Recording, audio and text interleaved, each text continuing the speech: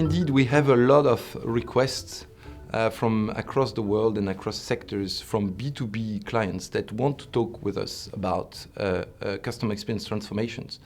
And when going a little bit into the details, we can see that what happens is a lot of new expectations have been set by, let's call them B2C disruptors, the classical Apple, Amazon, Uber, Airbnb, who are setting new standards in terms of what you can now expect from an interaction with a company. And that these new experiences, these new expectations have percolated down to your daily life as a B2C customer. So you now expect the same from your bank, from your telecom operator, or from your insurance provider. And it also percolated down to your professional life, right? So the type of suppliers you interact with, you also have rising expectations there. And this is more recent. The B2C world moved, let's say, 3-4 years ago about customer experience. And this is now the last 2 years, we have a lot of requests from these companies because the expectations are rising as well. So in the B2B world, it's true that things are a bit different. First of all, you don't interact with one person, one customer. There are multiple stakeholders. 3 types basically of stakeholders, right? The users of your service, right? So when you're providing a service to another company, some people are actually using it at the end. They can have a very important point of view. Usually there's a buyer, right? The real purchasing department that is actually signing the contract with you. There are also prescriptors, people that can be part of your client company, but also people that can be outside of the company that play a role. All these people need to, they have a point of view, they need to be understood, they need to be listened to. So usually these customer experience programs in a B2B setting start by a broader reach out to all these different stakeholders and really understanding what's happening there. Now the journeys themselves are again different. We are talking about usually the discovery journey where you're looking for a supplier, you look for different information about different suppliers as a customer.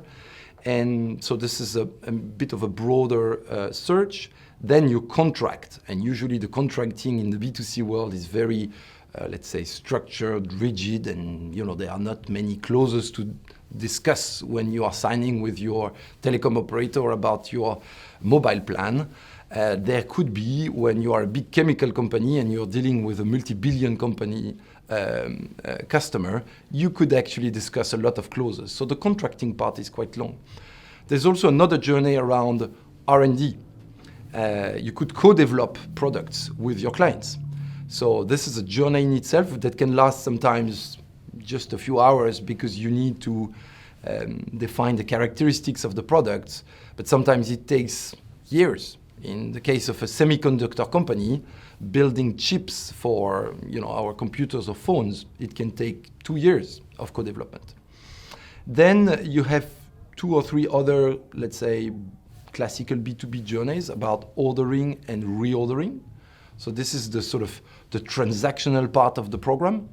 And I said this is although it's quite classical, it can be a zone of quite a few issues.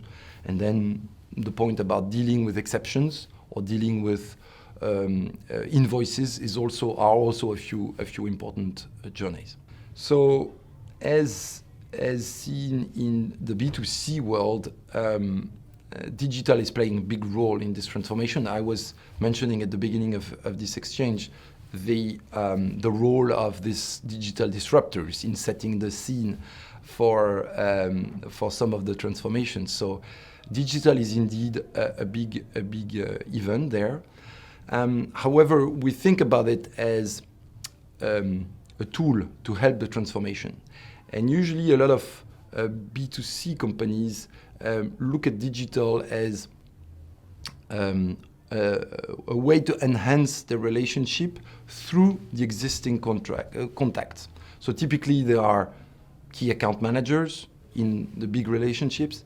And digital is there to, let's say, create a hybrid model where the key account manager becomes a little bit of a Superman, right? He knows a lot more. He's able to provide a lot more to his client.